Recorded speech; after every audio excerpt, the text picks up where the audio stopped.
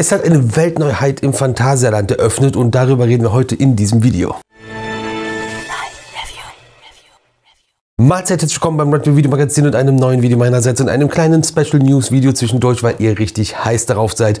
Und zwar eine Weltneuheit, eine neue Attraktion im Phantasialand. Und das hat sich eigentlich auch schon direkt Anfang der Saison bzw. direkt beim Saisonstart angekündigt. Und das Phantasialand hatte eine neue Baustelle im Park. Und zwar das alte Schauspielhaus mit Pirates 4D war eingehüllt in ein Baugerüst, hat eine Weltneuheit angekündigt. Das Ganze mitten auf dem Kaiserplatz in der Themenwelt Berlin. Aber es wurde noch nicht mehr verraten, was da kommen soll und was überhaupt dabei die Weltneuheit ist und was das Phantasialand sich da wieder ausgedacht hat. Und jetzt gibt es neu im Residenztheater die 3 Mausgetiere. 3 Helden, eine Mission und unendlich viel Spaß und vor allen Dingen ein 4D-Abenteuer für die ganze Familie. Und das Ganze soll wirklich mausergewöhnlich sein. Passt sehr gut in diese Ecke mit einer Attraktion, die von Familien schon sehr hoch frequentiert wird, direkt in der Nachbarschaft und jetzt halt was Neues und anderes. Und auf den ersten Blick wird man natürlich jetzt wirklich denken, man tauscht ein altes, olles 4D-Kino gegen ein modernisiertes, neues 4D-Kino. Wo ist da jetzt die Weltneuheit? Und wir reden jetzt gar nicht davon, dass zeitlose Eleganz moderne Technik trifft. Das Ganze jetzt vollgestopft ist mit Easter Eggs, weil das ist ja eher so ja, ein Renovieren und Erhalten einer Attraktion, was jetzt auch nicht so üblich wäre im Phantasialand, sondern da schafft man ja komplett neue und andere Dinge sonst.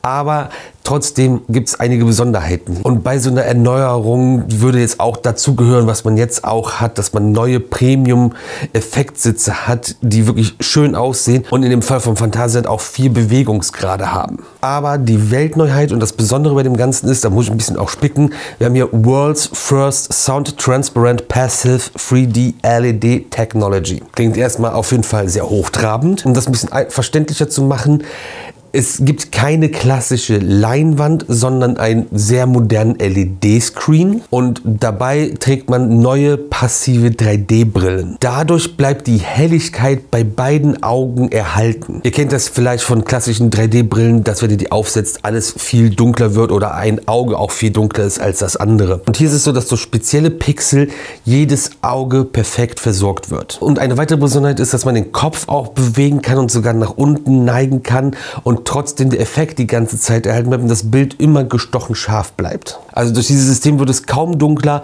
und ihr könnt die Leinwand sowie die Umgebung immer noch super wahrnehmen. Das klingt auf jeden Fall sehr spannend, da werde ich euch vor Ort im Video natürlich auch noch einmal mitnehmen. Ich freue mich auch darauf, die ganzen Easter Eggs zu entdecken oder vielleicht auch nicht und zu suchen und überhaupt das Gesamterlebnis ist eigentlich im Phantasialand ja auch immer wirklich fantastisch. Und ja, faktisch ist das Ganze wirklich eine Weltneuheit. Ich verstehe aber auch sehr gut viele, die sagen, als so groß angekündigte Weltneuheit ist es vielleicht ein bisschen aufgeblasen. Es ist einfach nur die neueste, modernste Art eines 4D-Kinos.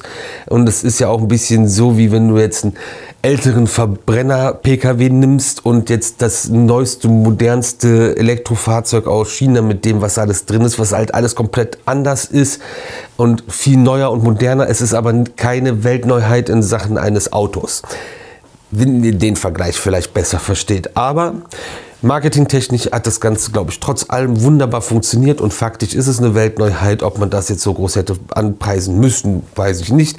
Aber eure Meinung dazu interessiert mich und die kommt jetzt in die Kommentare. Dann drückt ihr auf Abonnieren, denn das kostet euch nichts und supportet uns super. Und wir sehen uns jeden Tag um 18 Uhr zum neuen Video wieder hier auf dem Red Bull YouTube-Kanal.